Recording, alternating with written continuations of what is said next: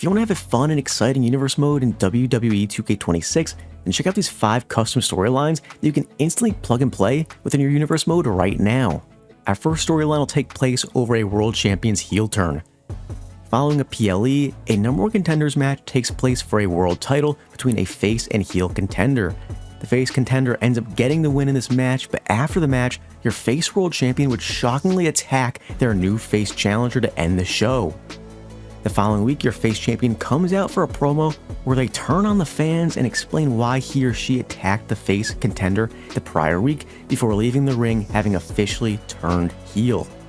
Then the next week, the face number 1 contender would come out for a promo where he or she would call out the now heel world champion for their attack the prior week. The now heel champ would come out and once again attack your face number 1 contender once again, making a statement to their soon-to-be challenger. Then at the go-home show the following week before the PLE, the face number 1 contender would once again come out for a promo calling out the heel world champion, saying he or she doesn't want to wait until this weekend to take the title off of the champ. The heel champion would come out and respond by shockingly accepting a challenge to a match right there tonight, before the 2 superstars would continue to brawl to end off this promo. Later tonight in the main event, your face number 1 contender would come out to the ring for their world title match, but shockingly, the now heel world champ would pull out of the match at the last minute and put in a replacement opponent for a non-title match for the number 1 contender. Your face number 1 contender would go on to beat this surprise challenger heading into the PLE against your now world champion in that world championship match. The second storyline has some mid-card title chaos. In the first week following a PLE, a young face would take on a young heel in a singles match where a veteran heel who is also a rival of the young face would come out and cause a distraction, which would lead the young heel to picking up the win in this match. Then the following week, the veteran heel would take on your face mid-card champion for their title. In the end, the face champ would go ahead and retain their mid-card title, but after the match, he or she would be attacked by the young heel from the prior week. Then the next week, your face mid-card champ would take on the young heel after last week's post-match attack, but the young face would come out to distract the young heel, helping the mid-card champ retain their title in this match. Then the following week at the go-home show before the PLE, the faces would take on the heels in a tag team match, which would also include a major stipulation. If the faces win, then the young face would take on the mid-card champ at the PLE, but if the heels win, then both heels would take on the mid-card champ at the PLE for the mid-card title in a triple threat match. Our next storyline has the impact of the WWE Draft. In the first week, the WWE Draft would occur and a top heel would get drafted over to a different brand. He or she comes out for a promo, saying that they're going to dominate the brand right from the jump, so they issue an open challenge for anyone on the roster to come out and face them. Out would come a random challenger, and there would be no match for the newly drafted heel, as the heel would go on to easily win this match. The following week, the show would open with the newly drafted heel attacking the world champion backstage, putting him or her on the shelf for the night, as the heel looks to make an even bigger statement than the victory they had in the prior week on their first night on the new brand. The next week, your world champion would return after last week's beatdown, as he would call out the new heel after they attacked the prior week. The heel would come out to respond, but after a quick back and forth over the heel wanting that world title, the 2 superstars would brawl some more. Then at the go-home show before the PLE the following week, the newly drafted heel would take on an ally of the world champion. During the match, your world champion would attempt to distract the heel contender, but it would end up backfiring and eventually leading to the newly drafted heel getting the big win, as he or she showed the champ that they may have bitten off a little bit more than they can chew, heading into their world title match at the upcoming PLE. Our next storyline starts as a world title feud, but then evolves into a WarGames match to end it. In your first week, a heel faction leader who is currently your world champion comes out for a promo after months of successful title defenses with the help of their faction.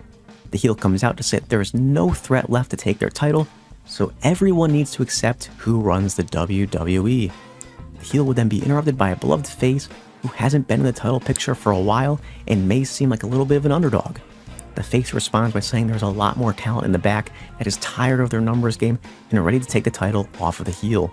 The heel laughs and says he or she will be nice and let the face get out of their ring, even though the face showed disrespect by coming out to interrupt him or her. The face refuses and says the bully tactics won't work anymore. With that, the heel says, "Fine, have it your way," and walks out. The following week, the show opens backstage as the heel faction attacks the face backstage. as his attack is what the champion was alluding to last week at the end of their promo by having it their way. Then the next week, the face contender comes out for a promo calling out the heel champion, saying that he or she doesn't care about the numbers game and that the adversity will prevail. The heel contender comes out laughing once again at the face, saying he or she needs to live in reality before quickly attacking him or her once again. At the go-home show before the PLE, the GM comes out to make a couple of announcements. He or she states that the face contender suffered a minor injury, so they will not be on the show that night. However, they will be ready to go Saturday to take on the heel champion for the world title. The heel champion comes out to interrupt the GM as he or she's angry about the last-second title match announcement. The GM tells the champ that the match is final, and if they refuse to compete, then they will be stripped of their title. At the PLE, the heel champion would take on the face underdog contender. Ultimately, the face doesn't seem 100%, and the numbers game from the heel faction would be too strong as the heel champion would retain their title. Following the PLE, the heel champion would come out for a promo to once again rub it into the locker room about how no one is able to beat them for their world title. The face contender would come out to interrupt them, saying everyone knows there are plenty of superstars good enough to defeat the heel, but they would never admit it and would rather hide behind their faction. The heel didn't like this and would attack the face contender once again. Then the next week, it was clear the locker room was tired of the heel champion and his or her faction, as two other past opponents of the heel champion would attack two members of the heel faction backstage. The next week, the heel champion would come out angry after the attack, calling out the faces. The face contender would come out, but instead of responding, he or she would attack the heel champion to get even. At the go-home show before Survivor Series, the face contender would come out for a promo saying the numbers game is over and the heel faction's time is up, before going on to challenge the heel faction to WarGames against him and herself along with three other past world title contenders. The heel champion would then come out and accept, and they would finish the night brawling in the ring, heading into the WarGames match at Survivor Series. Our next storyline will be some chaos in the mid-card division. Following a PLE, a match is set to take place to decide the number one contender for a mid-card title. At the end of the match, the heel mid-card champion would come out with their title and meet their new number one contender in the ring for a stare-down, as the tension between the two is immediately high. The next week, the number one contender is attacked backstage by the superstar that they had beaten the prior week to become the number one contender, as last week's loser is still clearly upset about their loss. Later that night, a rematch is set between the two contenders, but as the number one contender for the mid-card title is making their entrance, he or she is attacked by the mid-card champion. Even though the number one contender is not 100% after the attack, he or she would still go on to win the rematch and getting revenge on their opponent for his or her backstage attack earlier that night. Then the following week, the GM decided to put the mid-card champion in a non-championship match as a punishment for their entrance attack on the number one contender during the prior week. During the match, the number one contender would come out and attempt to distract the mid-card champion by stealing their title from ringside and attempting to run off with it, which forced the champion to take their eyes off of their opponent. And then the following week at the go-home show before the PLE, the heel mid-card champion would come out for a promo and say the number one contender should be punished for interfering in his or her match last week, and ultimately they should lose their title match because of it.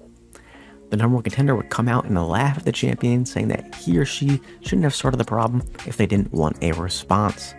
The heel champion would then attack the number one contender as they would end up brawling heading into their mid-card title match at the upcoming PLE.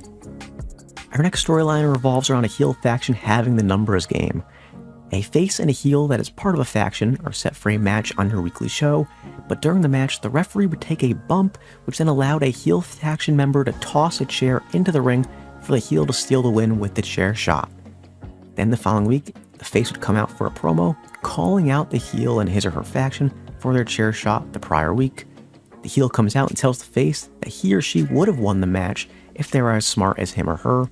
The face laughs at them and says they aren't smarter, but if they want to put it to the test, then the faction member that threw the chair into the ring last week can face them tonight. So later that night, the face took on the heel faction member, but during the match, the heel faction member tried to leave when the match wasn't really going in their favor. But out of nowhere came an ally of the face to stop the heel faction member from leaving and helping the face get the win. The next week, the heel faction member would attack the face and his or her ally backstage to get revenge for being outsmarted last week during their match. This would set up a tag match between the heel faction and the face and his or her ally, with the winning side getting some more momentum in their rivalry.